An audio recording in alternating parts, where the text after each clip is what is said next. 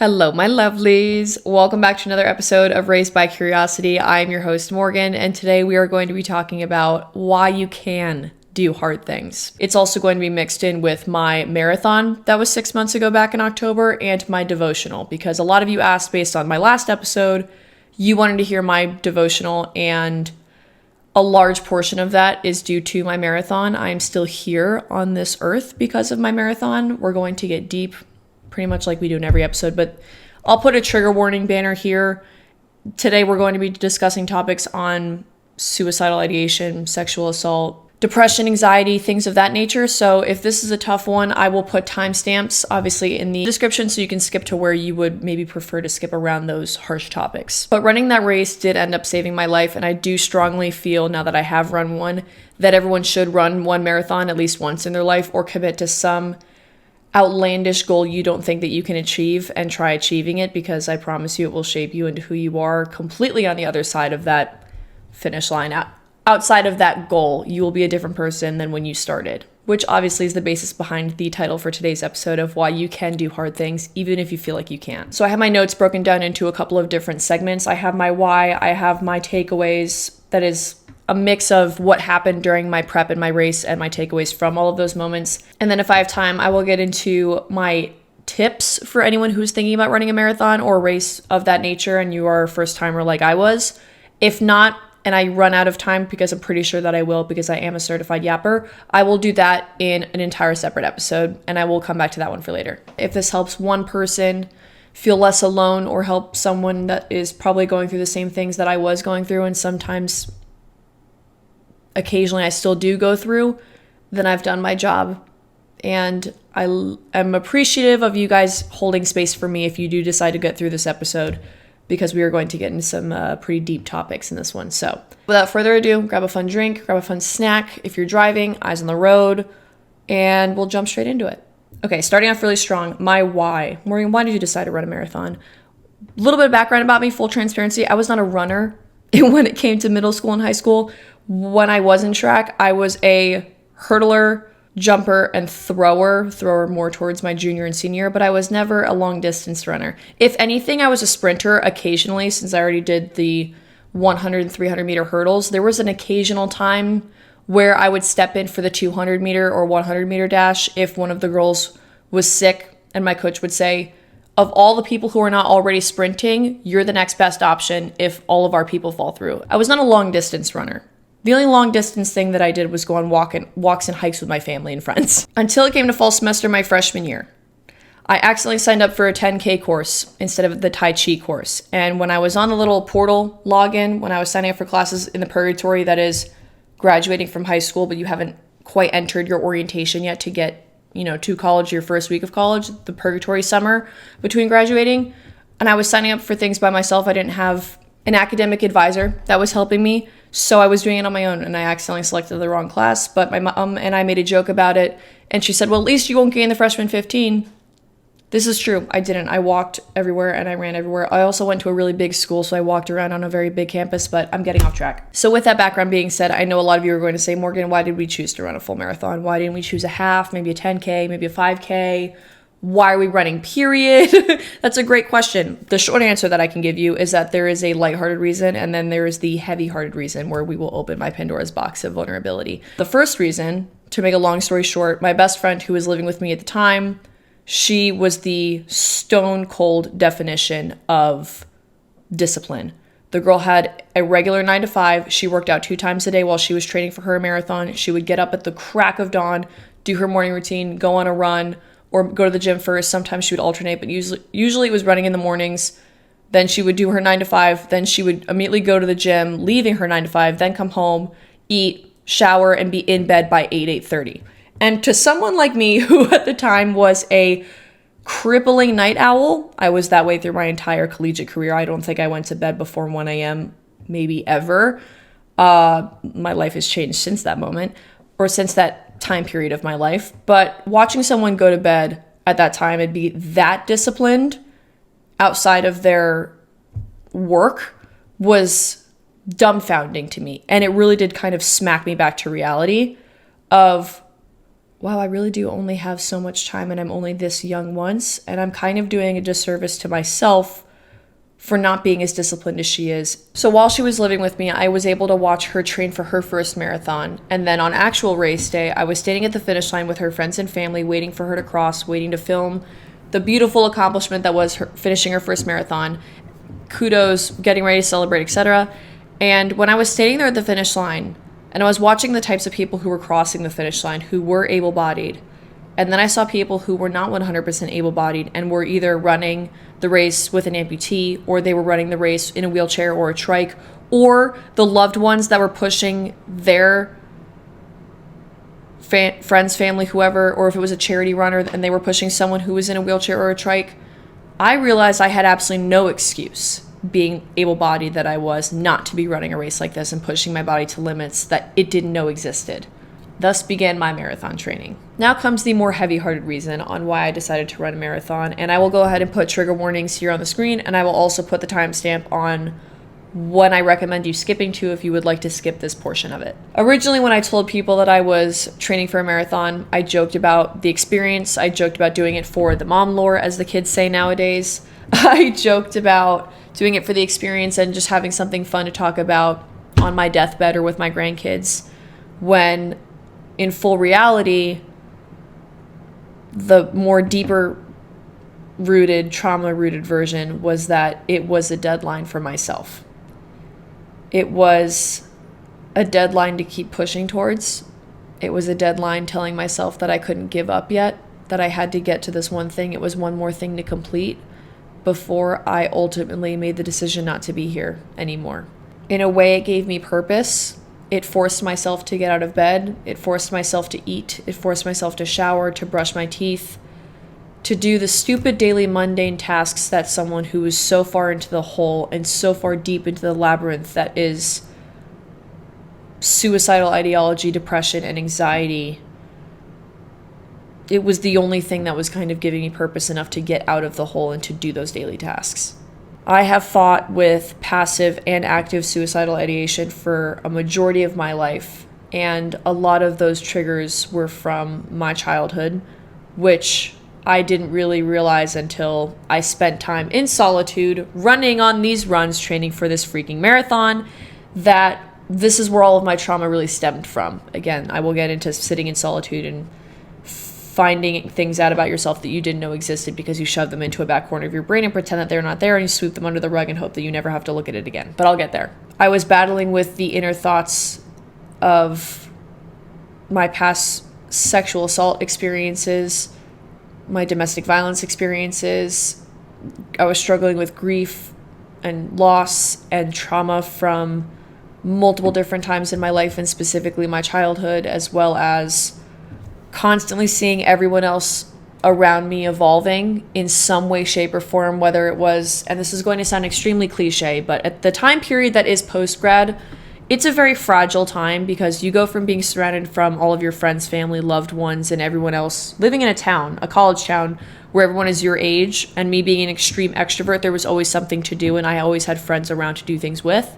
And then boom, all of a sudden everyone graduates, and what Mel Robbins calls the great scattering happens, and everyone goes their separate ways. And if you don't stay connected with them, or if you do stay connected with them, you'll get things in the mail eventually that is, congratulations on our first baby, and then, baby shower invitations, wedding invitations, bridal shower and bachelorette invitations, housewarming gifts and housewarming presents for friends that are buying their first home or first apartment. Then you go and you scroll on LinkedIn, you see everyone getting their job promotions. It's very overwhelming, and I think that it's a very raw, real time in our lives where we are so deeply rooted in comparing ourselves to others. I know that it's not a good thing. Obviously, comparison is a thief of joy, and we shouldn't be doing it, but at the same time, it's really hard to run away from something like that when, for a good 13, 14 years, for my friends who are watching this in America, we've been living in a system where we were told constantly to go through an academic setting, and all of a sudden the world opens up, and the world is your oyster, you have the whole world at your fingertips, but you have no sense of direction. You have no sense of yourself because you don't know yourself, because you've spent so much time distracting yourself that you don't know what you actually like and dislike. So it's a very raw and emotional time to be in. at any age, but specifically that time period. And I think that's where everything really started to fall off. So when my mental health took a plummet, that's when I really needed things to start getting better. And I started to find a way to, or I started rather looking for ways to find purpose to pull myself out of that hole. And at first I was going to train for a half marathon. That was the Rock and Roll Half in DC, March of 2025. And I was in the middle of training and tore my MCL. I didn't slip, I didn't fall, I didn't land funny. I think I just trained it into the ground, is what the chiropractor said. I didn't have a coach, I didn't know what I was doing. I probably was running with improper form. I wasn't fueling properly, I wasn't staying hydrated, I was probably under eating. There a myriad of reasons lead up to that time period. And after finding out I tore my MCL and then was told I couldn't run the half marathon and was going to have to pull out, because luckily I didn't need surgery, but I needed a 6 to 10 week recovery and healing process where I wasn't going to be allowed to run, period. That's where the catalyst kind of catapulted me into one of the worst time periods of my life, because my outlet has always been my exercise. My outlet has always been going to the gym, going on runs, going on walks, going on hikes, staying active, moving. Depression can't hit a moving target. It's kind of a distraction, but it doesn't matter. It's my vice, okay? Staying active and staying moving kept me out of the hole that was my mind, but it probably was that way because I was distracting myself from what was really going on. So when I couldn't train anything, I couldn't go walking, I couldn't go to the gym, and I couldn't go running for the 6 to 10 weeks that I was healing from my right knee MCL tear, and I didn't have a healthy outlet to put away my anger, my depression, my anxiety, my now active suicidal ideation, I reached my version of rock bottom. I didn't reach out to friends. I didn't reach out to family. I didn't know how to approach people that I needed help, because I've never asked for help for literally anything in my entire life. And that's something that I've grown into now as an adult, because I've realized how important it is to ask for help. I fell into the rabbit hole of drinking alone, and my alcoholism got worse at that time period. And I eventually found out that rock bottom does in fact have a basement. For those of you that know, you know, and for those of you that don't, I will hope that you never have to experience it, because it is quite literally one of the most debilitating time periods in anyone's life. And it happens for various reasons in people's life. It could happen after loss. It could happen with grief. It could happen after a breakup. It could happen after a traumatic sexual assault experience or domestic violence experience like I had. It kind of just was a lot of things going on in my life all at the same time. And I reached a point where I didn't want to get out of bed. I reached a point where I was finding really creative ways, trigger warning, I was finding really creative ways to go about asking my friends for their addresses so that I could eventually inevitably send them letters, if you catch my drift. And none of them knew. None of them knew, because I didn't tell anyone. I didn't tell anyone I was struggling. I didn't tell anyone or share the experiences that I went through. I opened up to some people about the sexual assault experience that I had and domestic violence experience that I had, and the people that I thought I could trust most in this world turned around and told me that they didn't believe me, and that I caused it, and that it happened to me because of the way that I dressed. It happened to me because of the way that I acted. It happened to me because I was in the wrong place at the wrong time, which is a problem I can get into in an entire separate time.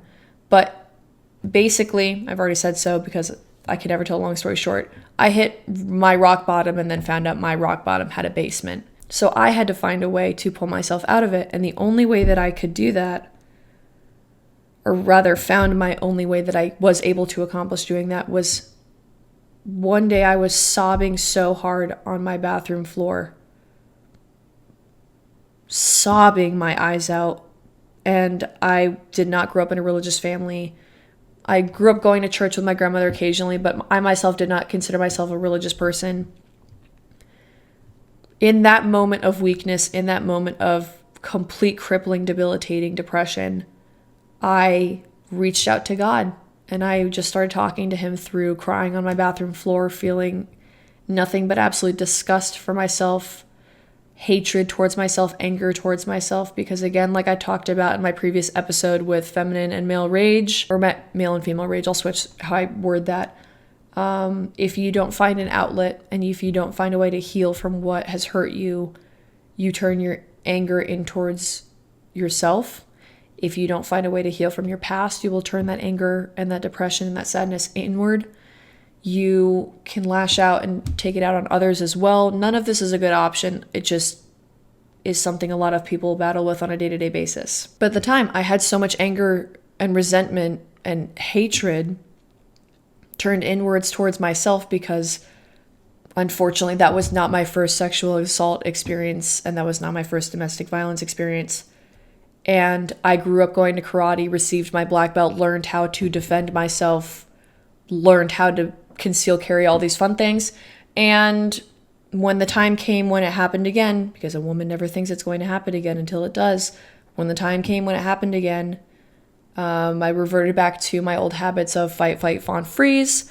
I froze and fawned instead of standing up for myself like I had spent 6 years training myself in a black belt on how to defend myself the right way. So not only did I no longer trust those around me because the man that I had the issue with that assaulted me I was set up on a blind date with friends who I thought were close to me at the time. So I no longer trusted those closest to me. I no longer trusted friends, and I no longer trusted myself, which that paired together is two of the most difficult things to go through and the most dangerous combination to go through. And this is a lot of the reason why people struggle with passive and active suicidal ideation, is because if you no longer trust anyone, but then you no longer trust yourself, you can't find something to live for because you don't see a point in life anymore, which at the same time goes in turn, if you don't find purpose in everyday life, you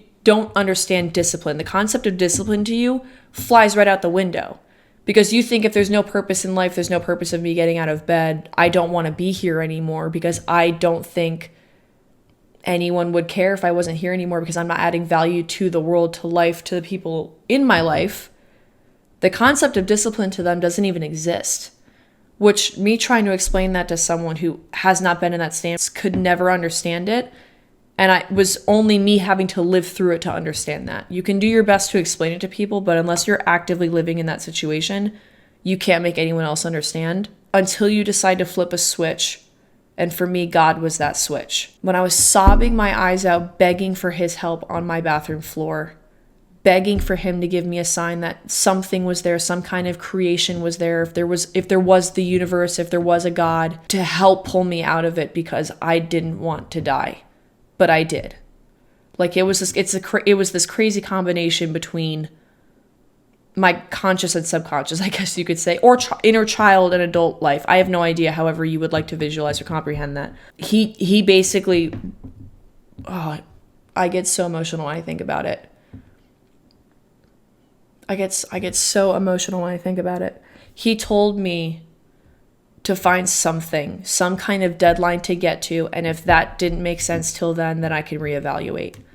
And at the time, I was already considering trying to run for a marathon, and it kind of just, it's funny how things happen. Things just kind of fell into my lap, and a charity bib kind of presented itself as an option to me for something that was already, or for an organization that was already standing well with mental health, and it was Guardians Revival. If anyone from that business ever sees this, it was truly an honor running for you guys. And for anyone who doesn't know what a charity bib is for a marathon, or rather any race, you sign a contract basically and you agree to run with that organization as a runner with basically that name on your bib, and you raise whatever the minimum amount of money is for that organization from friends, family, philanthropy events, fundraising events like a bake sale. And then on that day, you get, a fun t-shirt, you get to meet the team, you get to run with the community that is that organization and that charity, and obviously everything that you raise goes towards something that really matters. So for me, it was Guardians Revival, and it was mental health support systems for veterans, which is a very near and dear topic that I hold close to my heart. So in a nutshell, my why was because it gave me purpose. It was a way to teach me discipline. But in the most honest, raw truth, it was a deadline to live to. And if I didn't think at that point that when I hit the marathon, that life was worth living after that point, or if I didn't finish the race, then that was it. That was my checkout counter. That was me checking out of my hotel, whatever metaphor you would like to think of or consider, in the words of Alex Hormozy, I basically said I was either going to succeed or I was going to die. And as morbid as that is, I know a lot of you are probably thinking, Morgan, why would you even possibly consider thinking that way? It's just a race. It wasn't about the race. It was about a timeline. It was a 6-month timeline from the time I decided to sign up for the race to the race day. If my life did not get better within that 6-month training block and me trying to work on myself and go for a run, because again, I didn't take it seriously in the beginning, then that was it. And I just didn't care anymore because I didn't see life getting better for me. And boy, was I wrong. Boy, was I wrong. That marathon saved my life. I get so emotional thinking about it. Holy cow. Running that marathon and training specifically for that marathon and then race day saved my life. It's one of the biggest reasons why I will now continue to run marathons. That was my first. It definitely will not be my last, because now I see as a challenge. I can only get faster. I can only get better. I get to run in so many different fun locations. You get to meet so many great people. I mean, the running community in itself, athleticism and athletics in itself, like once you meet people who run ultra marathons and you meet people who are running Ironmans that are Ironmen and Ironwomen, and you find your like-minded people as to why you got into such intense sports, you've kind of find your tribe. And it is a beautiful, beautiful connection and community that I think everyone should have access to. And it really just takes deciding to start for you to reach that point. And I couldn't recommend it more to everyone. So with that being said, Heavy Heart is on its way out. There will still be heavy portions in my takeaway sections, but for the majority of the part that I was most worried talking about, that's in the past. Now we can move into my biggest takeaways, training and actually during race day. This is already getting really long, so I don't think I'll be getting to my marathon tips. I will do that in a separate episode. Okay, number 1, mental shifts, perspective, and sitting in solitude. And I'm going to try so hard to stick to my notes, guys, because I could talk about this all day, but I'm going to try really hard not to. The biggest takeaway that I had going through this training was defining what hard was. And I say that with so much love in my heart for my past version of myself before I ran that race, because my life was already hard. It was hard for me to get out of bed. It was hard for me to brush my teeth. It was hard for me to want to keep living every day. It was hard for me to reach out to friends and family. It was hard for me to put on a mask and fake happiness and post on social media, fake happiness around friends and family, fake that I was excited to be alive and that I had all these plans that I was going to live up to and that I was looking forward to tomorrow. Life was already hard because I didn't want to be here anymore.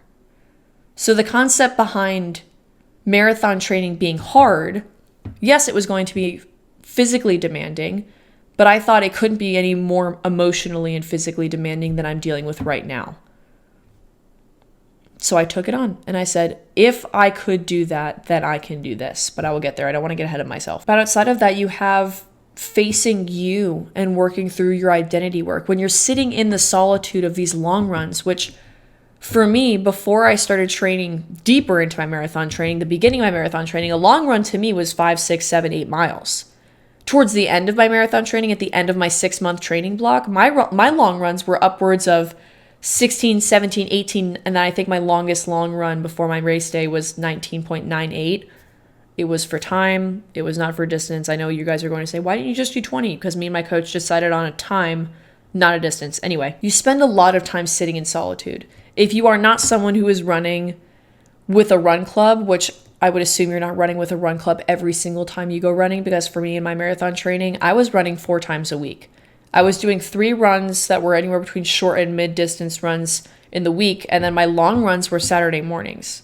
So I was only able to do a run club Saturday mornings. My 3 runs during the middle of the week were by myself. You sit in solitude for 90%, I would say, of your marathon training, half marathon training, however you would like to, whatever race you would like to choose. When you sit in that much solitude with yourself, everything that you had suppressed for your entire life up to that point, whatever age you are, everything you have suppressed and pushed into a back corner and shoved underneath a rug arises. Because guess what? This is science. This isn't just me talking out of my ass. I just don't have the numbers in front of me right now. When you're going through that much activity, that you are not used to doing for that duration of time, your amygdala, the survival center of your brain, lights up when you exercise. Then you take into consideration how hard you're running. So if I was running on a speed day, for example, my heart rate was upwards of 170, 175, 180 beats per minute. When your heart is beating that fast and you have that much intensity and blood pumping and working through your system, your brain activity is lighting like fire, like crazy. So fun fact, it turns into its own version of EMDR therapy when you're running and training for something that is that long. So everything that you've suppressed comes back into fruition, comes back into the forefront, the prefrontal cortex of your mind. You are battling past trauma you have suppressed. You are battling problems that arose in your childhood that you never fixed, or moments you felt where you were not seen, heard, validated, and loved by parents, by teachers, by coaches, by friends, by loved ones, by significant others. Whatever the case, things you shoved deep and far into your Pandora's box, boop, comes to the front of your brain and forces you to solve the problem right in front of you in that moment. So in a nutshell, the entire time that you're training for this marathon, half marathon, anytime you're training for a race and you're spending that much time in solitude, you are working on identity work every single time you go out for a run. And then it turns into, when you become so used to doing that, if you are someone who's also doing the hybrid schedule and you're going and lifting weights, or you're going on hikes, you're going on walks, every single time you're in the gym, the same thing is going to be happening. Surprise, when you get so used to doing that, your brain is going to light up when you're in the car, when you spend that much time in solitude. Your brain gets used because we are such habitual beings. We are creatures of habit. It starts happening constantly. Your brain will do it when you're in the grocery store, when you're going for a drive, when you're driving to the grocery store, when you're driving to work, when you're going on your runs, when you're lifting. You become the journal. Your brain becomes the identity work, and you are working on yourself constantly, which for someone who is working through passive and suicidal ideation, depending on the day, depending on the morning and how I woke up that day, that was hard. That was where I found out what hard was. Hard was not just feet on ground, learning how to do the speed work, learning how to feed my body, fuel my body through nutrition, through fuel. Hard was also facing everything I had ever suppressed that I had to work through in my brain by myself on these long runs, from the time that I started to the time that I finished, and then even after that. But on the bright side of things, going back to my pros, when you spend that much time in solitude trying to solve these problems in your brain, you are doing it in real time, and you are teaching yourself critical thinking skills and problem solving skills because you don't have anything around you. You do. Like, you have your phone if you're listening to music or something, if you're listening to a podcast or audiobook or whatever. But I also recommend going on these long runs without music and without an audiobook, without a podcast, without anything. The time spent focusing on what is and was suppressed to what is now no longer suppressed in your body is telling you. By the way, when your brain is pulling that to the forefront of your brain, it's telling you what you need to work through. It's the same concept behind when you get angry at something. It's actually showing you, it's your brain and your inner child, probably past versions of yourself, showing you what you have not healed from. Things that trigger you are showing you what you have not healed from. Do slamming doors bother you? If your roommate or your significant other does it, or if your parents do it, is that a trigger for you? If you hear heavy footsteps walking around, does that bother you? If you hear a time clock, a clock ticking, does that bother you? Things that trigger you are really showing you where your anger lies because it's showing you what you have suppressed. Okay? Again, identity work. It's a really it's a hard hitter, but it also teaches you who's there for you and who isn't. Because again, everybody wants to be in a village, but nobody wants to be a villager. You'll see who's rooting for you and who isn't. You'll see who checks in on you and who doesn't. But it also teaches you patience. It helps you shut down your ego, and it helps you face humility. It humbles you. These races humble you. The long runs humble you. The speed days humble you. The runs that you're supposed to be doing in zone 2 breathing, that is at 11, 12, 14, whatever minute pace, humbles you. You want to run faster, but you can't. You want to get the long run done faster, but you're only a third of the way through it. You can't. It humbles you. Fueling properly, hydrating yourself properly, the steps you need to make around moving your schedule so that you have better performance humbles you. It shuts down your ego. Again, also going back to God, it humbles you because you are just a tiny little creature on this giant planet in this giant universe that God has created. You are this big in the grand scheme of things. That may help some people, that may not help some people. It honestly, for me personally, with my depression and anxiety, it helps me to zoom out instead of zooming in. To some people, it's the opposite. Zooming out to me, I go, wow, look how much else there is out there. Anyway, I'm getting way ahead of my point. Okay, next, this one's a really fun one. Time management and priorities. It teaches you and forces you to get serious about your priorities, your sleep, your nutrition, your hydration. For example, one of the biggest lessons that I also learned actually all of these are big lessons. I should just stop saying that. A very, very important lesson that I learned, you can narrow it down into rotten fruit falls on its own. And if it doesn't, one piece of fruit that is rotten will ruin an entire batch. If one strawberry in a bushel of 10 strawberries in a container, if one of them is moldy, the whole container will be moldy within 6 to 12 hours. Why is that?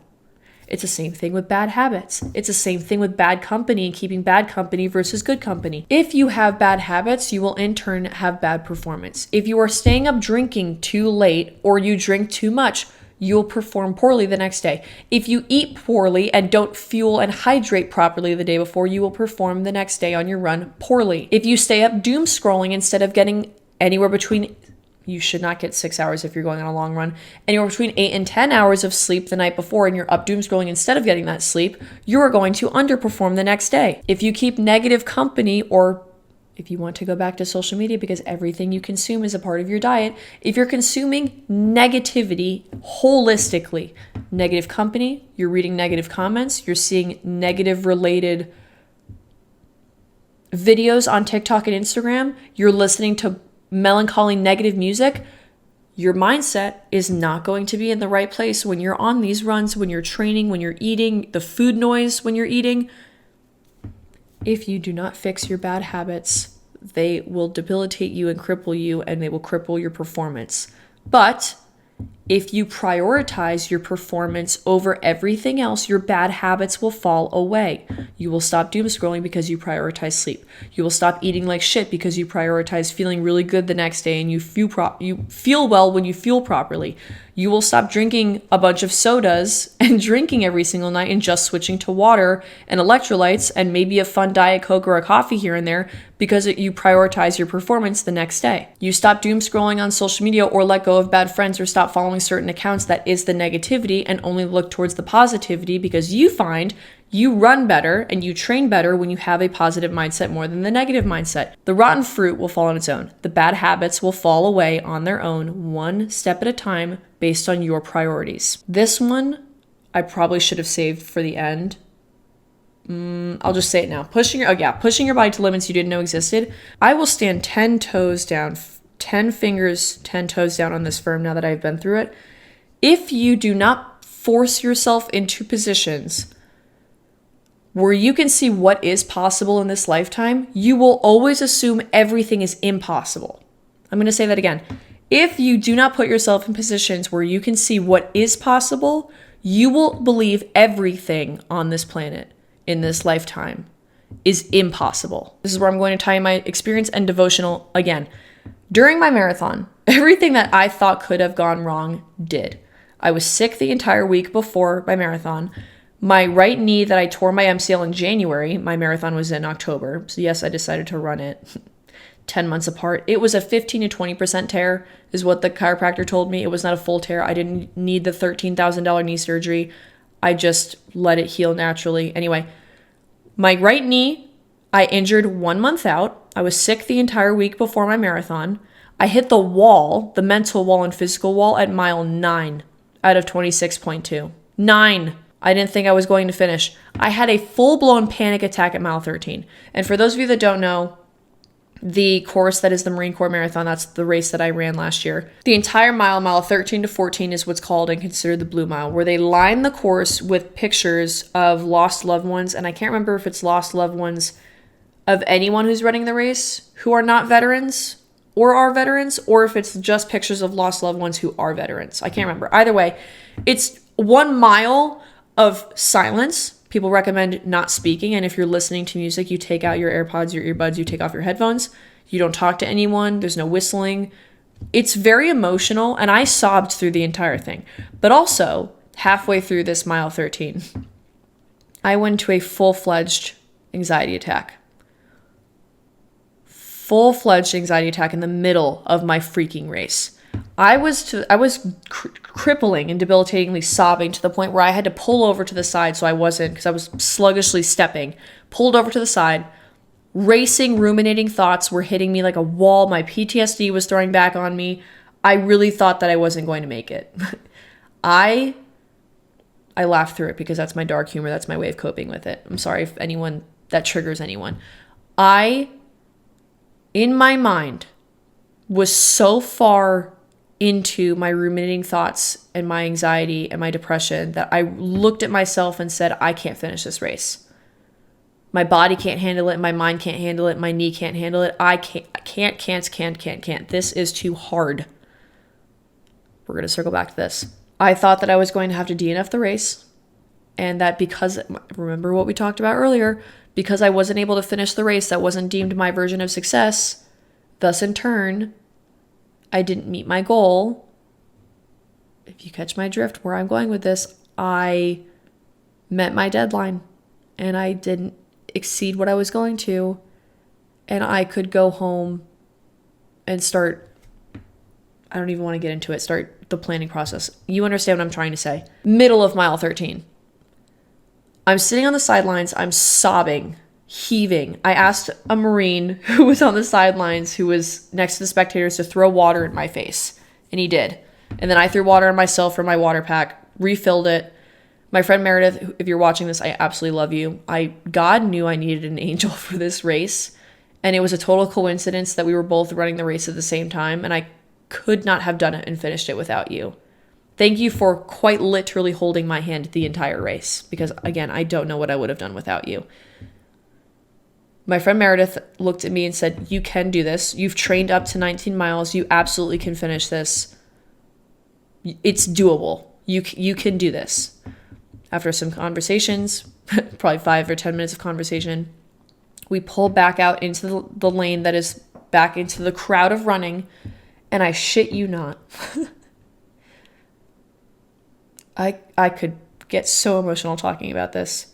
And again, this goes back to putting yourself into positions where what you thought was impossible, help yourself to realize they are possible. I questioned if God was true. I questioned if he was real. I constantly questioned him through the entirety of my marathon training. Even though I talked to him on my long runs, I talked to him on my short runs. I prayed every single morning I got up and every single night that I went to bed. And I didn't hear his voice. There were times that I did. A lot of the times I didn't. And I just was at the point where I was giving up. And I thought, okay, maybe he really doesn't exist. This stuff doesn't actually happen. Maybe everyone that talks to him is a liar, whatever. I pulled back out into the flow of traffic, into the flow of the crowd when we start running again.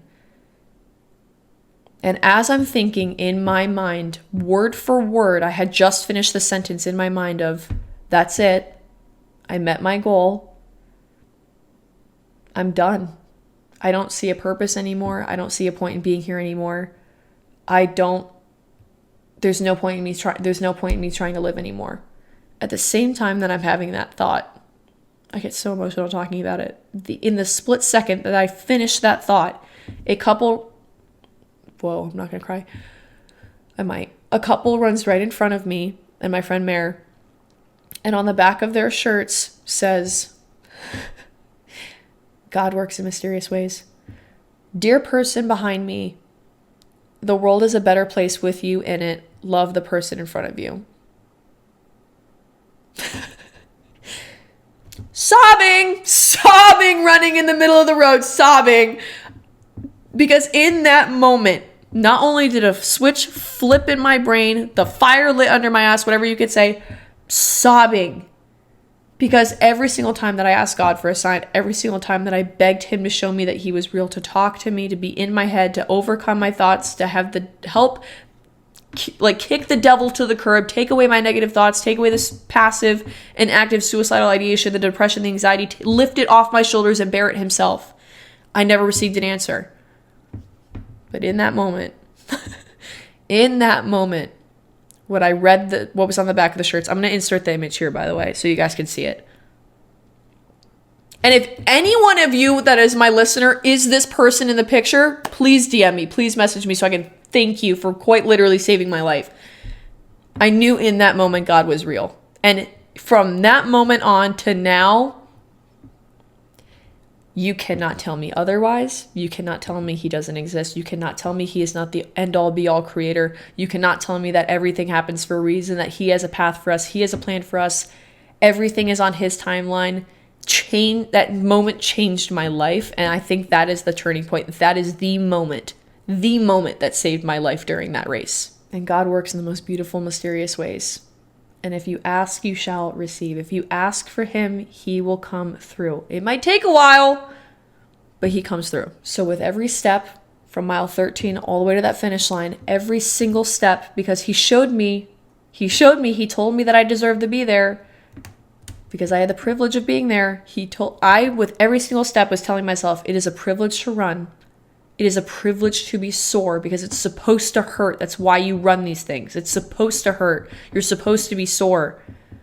So I told myself it's a privilege to run. It's a privilege to be sore. And it is a privilege to breathe air. It is a privilege to have air in your lungs. It is a privilege to be alive, to live, to look for something to live for, to have air in your lungs, to look at the beauty that is the world around you, to experience life.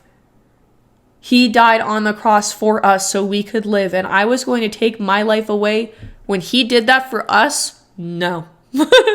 No. That moment changed my life. My life. He saved my life. So that's another huge reason that goes to show what you once thought was impossible could become possible in an instant. In a moment. Your life can flash before your eyes and change in a matter of seconds, milliseconds even.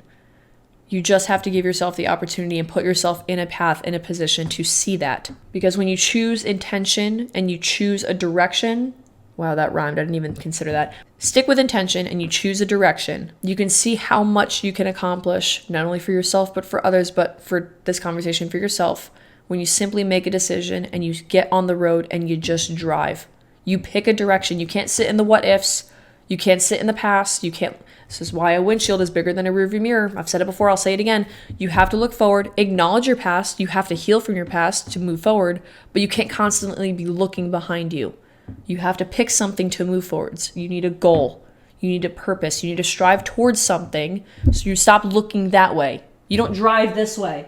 And another one of my biggest points, growth isn't linear, it is a roller coaster. Please stick with me, because I know that it sounds super cliche. Everyone always told me runs are split into thirds, and I thought that they were lying until I experienced it for myself. You will have good days, you will have okay days, and you will have bad days. Runs are split into thirds. Every single run is not going to be a good run.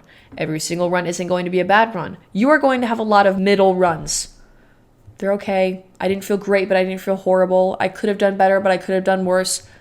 Purgatory, middle ground. But guess what? You're still learning from it. You're still growing from it. Every single time you give yourself the opportunity to look for a way to educate yourself off of a lived experience is growth. You get hurt from something, you learn from something. You were too slow, you learn. You were too fast, you hurt yourself, you learn. You were too fast and you breathed too hard, you learn. And thinking about the ebbs and flows of roller coasters of the good and the bad runs, if you get hurt, you heal, you learn from it, and you move on. But you keep going, you keep climbing the mountain. The only way out is through. You could either die or you could keep pushing. And I beg you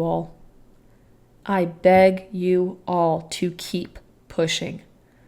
There is something on the other side. There always is greener grass on the other side. You just have to push through the hard parts. A note on self-sabotage too, because you yourself, when you're doing all this identity work, you're spending this much time in solitude, you're healing from your past trauma, your PTSD, your CPSD, your sexual assault experiences, your domestic violence experiences, family, friends, foes, significant others, whatever yourself, whatever you're healing from, you will try to self-sabotage yourself consciously or unconsciously. But that's a decision you have to make. You have to be aware enough of it every single time it arises Just like we talked about with the fruit falling away on its own, the bad habits falling away on their own. Because on the other side of self-sabotage is authenticity. You find your true, when you do the identity work, you do the time, sit in solitude, you pay your dues. The opposite side of the hill that is self-sabotage is authenticity. It is your true authentic self that you love and appreciate being and that you are proud to be. You trust this person. You love this person. You wouldn't want to be anyone else.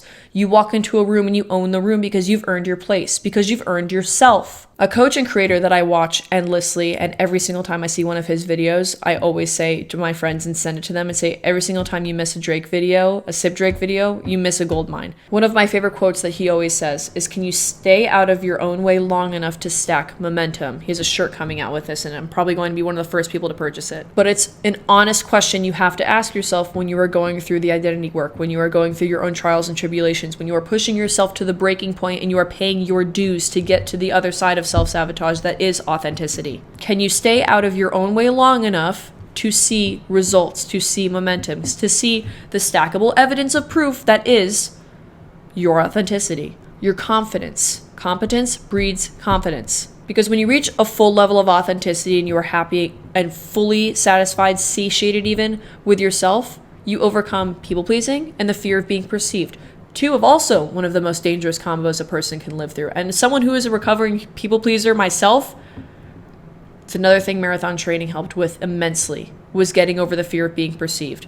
You no longer think about how the clothes are hugging you when you're running, and if someone thinks if you look too fat or too skinny, or oh, she doesn't look like she should be running, her form's improper. My other biggest example of this is when I was sobbing on the sidelines of this freaking marathon at mile 13, and then when I got back onto the flow of traffic, if you will, and I was still sobbing my eyes out, the amount of people that were probably looking at me on the sidelines that may have been thinking, ooh, that's really embarrassing. She's sobbing in front of these hundreds of thousands of people that are sitting on the sidelines. I'm not saying everyone thought that. Some people were like, oh, that's insane. She's probably crying. It wasn't even a thought in my mind. Like what the example that I just gave you, I didn't even consider it because my brain went to, they don't know why I'm running. They don't know the purpose that I'm running for. They don't know the shit that I've been through. They don't know why I'm here. They don't know how hard it took me to get to this point. I've earned the place to cry in this moment because it's going to help me get to the finish line. It's going to help me live. It's going to help me survive. It's going to help me wake up tomorrow morning. They have no idea. The perception that is the public completely falls away. And I'm not saying, obviously, etiquette and manners, it doesn't fall away. And I'm not saying an egocentricity complex. Be careful here. This is discernment. This is where that comes in.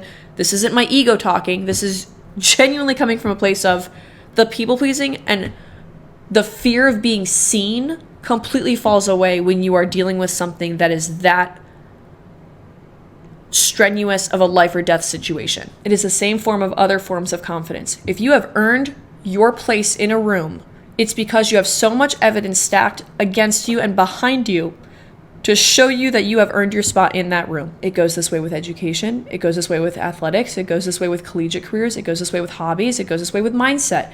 Everything, every portion of you to create and stack your authenticity comes from lived life experiences. Again, falling back into sitting in solitude. You find your authentic self by breaking yourself down to the bare bones, breaking down your boundaries and building yourself back up again. Pushing your limits, pushing your body to limits you didn't know it could go, pushing your mind to places you didn't know it could go. And going back to earning your place, confidence, conviction, I'm going to talk about the greats for a second.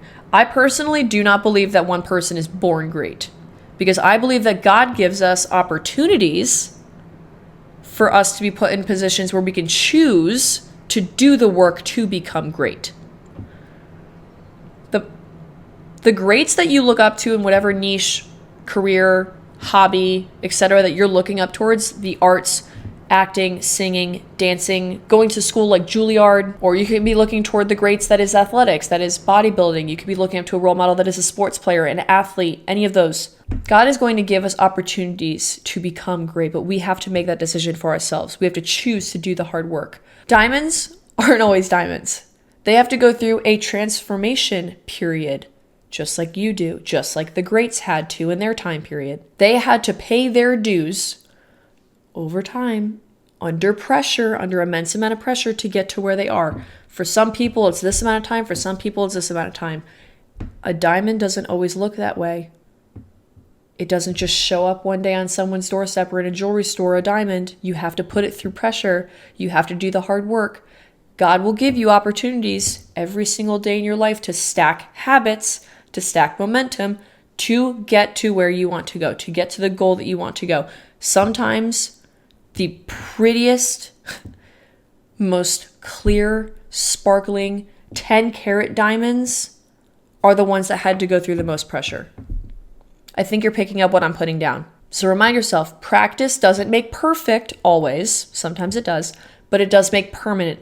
Permanent is what you want to strive towards, especially in something that is as heavy as marathon training. You need to stack habits so they become a part of your lifestyle in order to achieve the performance and be on the other side of the hill that is better performance, that is authenticity. So you can leave behind self-sabotaging, you can leave behind bad habits, bad company, so you can look forward and become the purpose. You can become the goal. You can become a part of the greats. And lastly, I need you to dream big. Because again, going back to once you see what is possible from a time period where you once thought everything was impossible, you will never think anything is impossible ever again. And for those of you like me who have lived through the other side of passive or active suicidal ideation, and you go through something and you reach a goal that is something maybe as big as a marathon or whatever the goal was that you wanted to achieve, I will talk about me and my personal experience. When I went into that marathon with active suicidal ideation thoughts, with active depression, with active anxiety, at the lowest possible point in my life, tumultuous, lowest point in my life, and I finished something as big, a goal as big as a marathon, and my mindset changed in a moment on that day. Because I finished that race, I crossed that finish line, and I thought, if I could do that and complete that in my absolute lowest point in my life when I found out rock bottom had a fucking basement,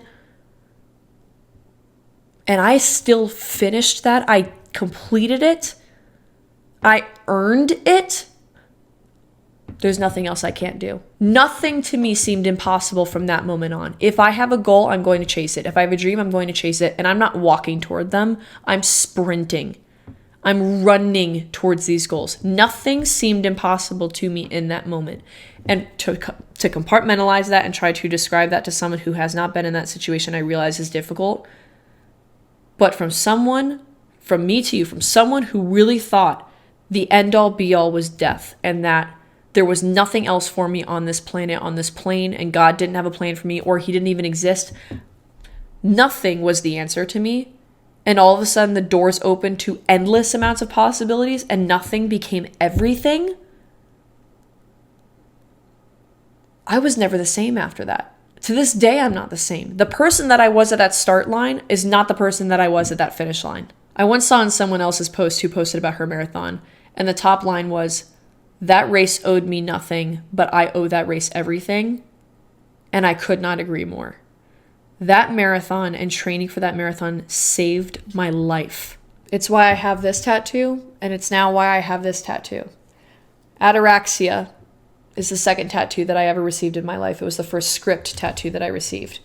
For those of you that know, no. For those of you that don't know, ataraxia is Greek stoicism for a state of freedom from emotional disturbance and anxiety, also known as inner peace. I got this when I was at the lowest point in my life, pre-marathon training, just to sit as a reminder. Oh, I hold this one near and dear to my heart. This one I received after I finished my marathon. So for me in my brain, this is my start line and this is my finish line. My finish line is Romans 8:18, because there's nothing stronger than this perspective shift for me. My start line, my finish line, who I was and who I became, who I had to overcome and the version of myself I had to overcome and the shit that I had to live through to get to where I am today. Romans 8:18, for those of you that don't know, is the pain of what you're feeling is nothing compared to the joy that's coming. For those of you that know where ataraxia is from, they know that at the opening line of that book, the dedication in that book is to keep climbing the mountain. So for me, keep climbing the mountain relates to the pain of what you're feeling is nothing compared to the joy that's coming. Hill. The hill that is authenticity, the hill that is hard to harder, the hill that is bad to good, the yin to yang. You have to overcome what you were and shed that version of yourself to be the better version of yourself and become, over time, over pressure, like diamonds, the best possible version of yourself. And you only do that by learning, by trying, and putting yourself through the mud, the trenches, if you will. You learn through doing. You learn through lived experience. And you can't do that by sitting in your room and doing nothing and making no goals. Did I ever think in my life that I was going to complete a marathon, let alone run a mile? No. I thought it was impossible to me. But my two hills, my hill, if you will, my start line, my finish line, my climb now shows me otherwise. Because you are capable of doing hard things. Even if you think everything seems impossible and you can't do it. I can't lose the weight. I can't get out of this toxic relationship. I can't get out of this job. I can't move out of the state. You are capable of doing well beyond well beyond your limits. Because here's the funny thing about limits. It's a perspective shift in and of itself. We as humans, because I believe that there's something else out there, there has to be, we put our own limits on things. When you say I can't, that's a limit. When you say I won't, that's a limit. When you say the word but it's, that's a limit.